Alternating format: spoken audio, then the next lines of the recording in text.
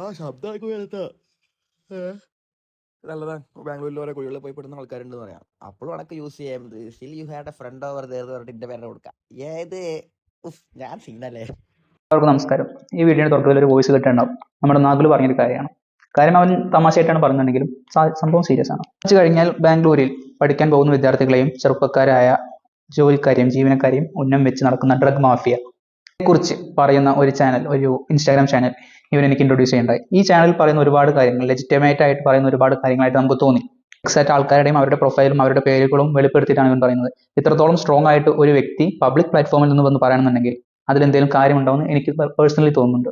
ഇവിടെ ഞാൻ പറയാൻ പോകുന്നത് എന്താണെന്ന് വെച്ച് കഴിഞ്ഞാൽ, ഈ പേജിൽ കാണുന്ന എല്ലാ വീഡിയോസും നിങ്ങൾ കാണുക. കാരണം ഇതിൽ ശരിയുണ്ടോ തെറ്റുണ്ടോ എന്ന് പറയാൻ നമുക്കറിയില്ല. കാരണം ഇതിൽ തെളിവുകളില്ല. സോ ഇതെല്ലാത്തിലേക്കും എത്തുന്നുള്ളതാണ് പ്രൈമറി കാര്യം. കാരണം എന്താണെന്ന് വെച്ചാൽ നമുക്കറിയാം ഡ്രഗ് നമ്മുടെ സമൂഹത്തിന് നല്ലതല്ല എന്നുള്ളത്. പക്ഷേ അതിൽ പറയുന്ന വ്യക്തികൾ നിരപരാധികളാണെങ്കിൽ ഈ വീഡിയോകൾ നിങ്ങൾ കാണലിലൂടെ അത് മുന്നോട്ട് പോകുന്നതോടെ അത് വ്യക്തമായി വരില്ലേ? സോ ഇതൊരു വിൻ വിൻ സിറ്റുവേഷൻ ആണ് നമ്മുടെ സമൂഹത്തിന്. സോ ബേസിക്കലി ആ ചാനലും ആ വീഡിയോസും എല്ലാവരും പോയി കാണുക.